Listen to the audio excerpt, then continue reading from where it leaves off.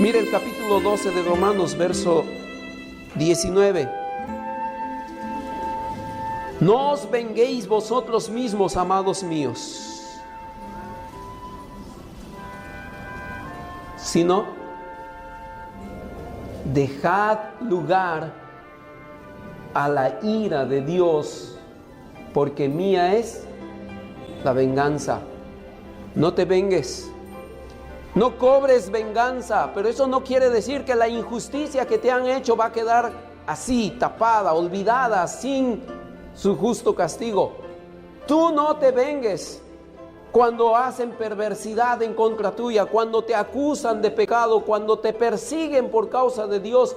No tomes venganza. ¿Por qué? Porque Dios derramará su ira sobre esas personas. Porque Dios dice, mía es la venganza. Y si seguimos leyendo el capítulo 13, encontramos la venganza de Dios en el capítulo 13.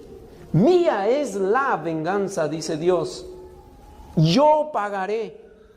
Yo daré a las personas su justo castigo. Porque yo no soy indolente, dice Dios. Nosotros somos indolentes. Acusamos el pecado de aquel que es mi enemigo, pero escondemos nuestros propios pecados. Acusamos con todos nuestros dedos, con toda la argumentación posible, aquel que está en pecado, pero no queremos hacer lo mismo con alguien que es muy cercano a mí. Dios no es así. Un día Él derramará las copas de ira que tiene preparado.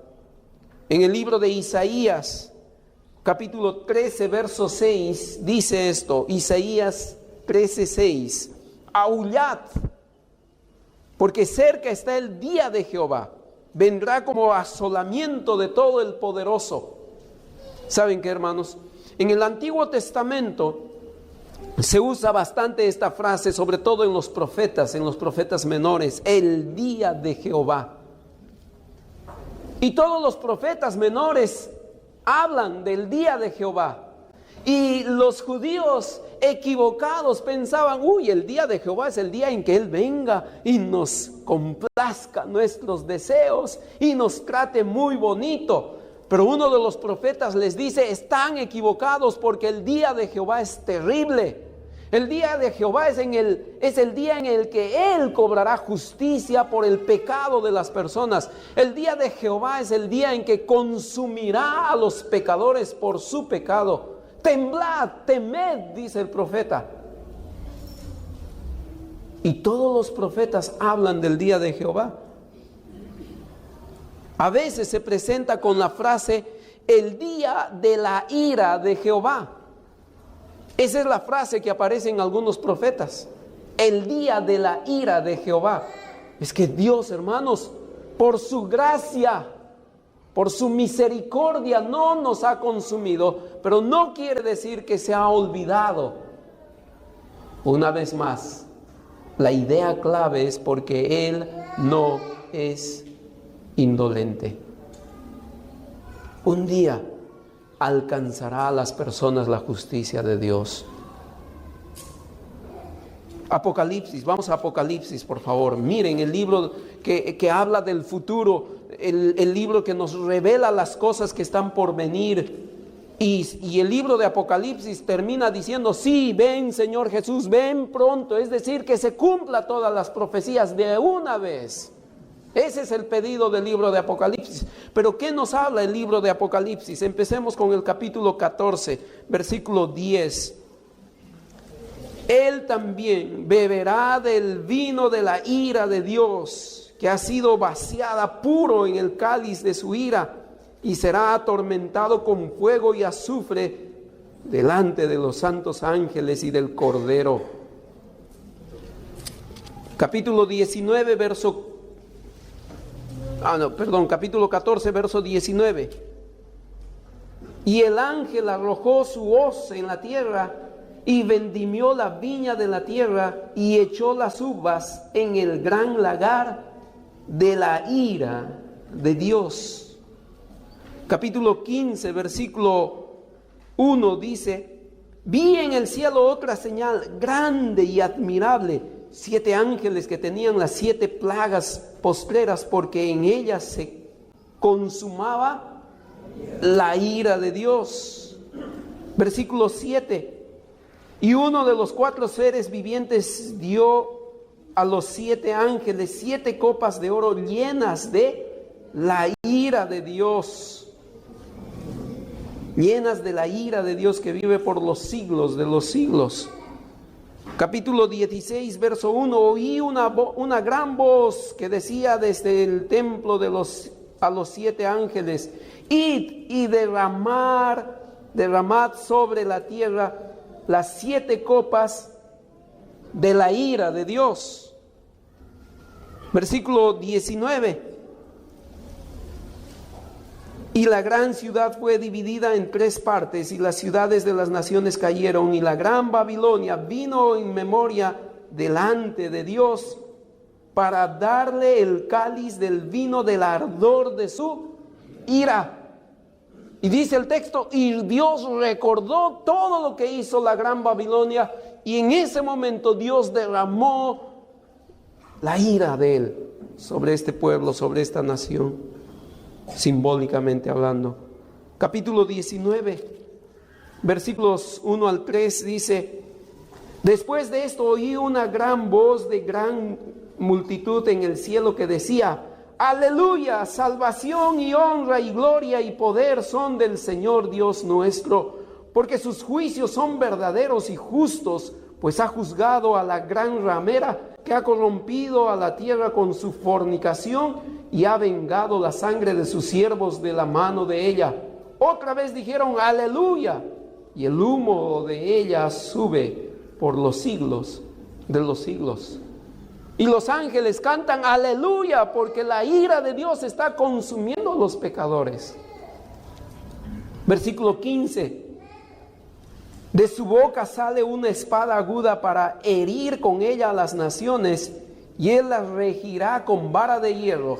Y él pisa el lagar del vino del furor y de la ira del Dios Todopoderoso. Dios está esperando el día en que va a derramar su ira. Va a derramar su ira. La ira de Dios, hermanos, es la manifestación de su santidad, la santidad de Dios. ¿Cómo estamos? La Biblia dice, ten cuidado, nadie puede burlarse de Dios. Nadie puede burlarse de Dios, nos advierte la Biblia. Pero si nosotros estamos libres de su ira, es solo por su gracia. Hay 2 cosas que Dios revela. Uno es, revela su gracia para todo aquel que recibe al Señor Jesucristo como su único Salvador. Y 2, revela su ira para todo aquel que rechaza a su Hijo como su único Salvador. Y en la Biblia encontramos también 2 juramentos. Un juramento de Dios. Yo juro, dice Dios en el libro de Éxodo. Yo juro, en el libro de Génesis también lo dice, para bendición de aquellos que me siguen. Pero también existe un segundo juramento, y encontramos en el libro de los Salmos que Dios jura venganza de aquellos que le rechazan. O estás en la gracia o en su ira. ¿Dónde estás tú? Si estás en la gracia de Dios, la ira de Dios tiene que producir reverencia en tu vida. Como dice el libro de Hebreos que ya hemos leído, vamos a servirle a Él con temor y reverencia, porque Él es fuego consumidor, no se cruza de brazos. Cuando hemos aceptado al Señor Jesucristo como nuestro Salvador, en ese instante nos hemos hecho hijos suyos. Dice el libro de Juan, a los suyos vino y los suyos no los recibieron, mas a todos los que les recibieron les dio potestad, a los que creen en su nombre les dio potestad de ser hechos. Somos hijos de Dios. Somos hijos de Dios cuando recibimos al Señor Jesucristo como nuestro único Salvador. Pero el libro de Hebreos dice que la disciplina del Señor empieza por casa. Y a todo aquel que recibe por hijo azota, porque nos quiere perfectos, porque nos quiere alejados del pecado. Dios no se cruza de brazos. No vayas a pensar que tú eres un hijo favorito de Dios porque no te pasa nada, porque eres su favorito. No, Dios no tiene hijos favoritos, Dios tiene hijos. Y cuando su hijo se porta mal, Dios en su debido tiempo lo reprende, porque Dios es un Dios de ira, una ira santa. Pero, ¿qué pasa si las personas están rechazando al Señor Jesucristo? En el libro de los Salmos 95:11 dice: por tanto juré en mi furor que no entrarán en mi reposo. Salmos 95:11.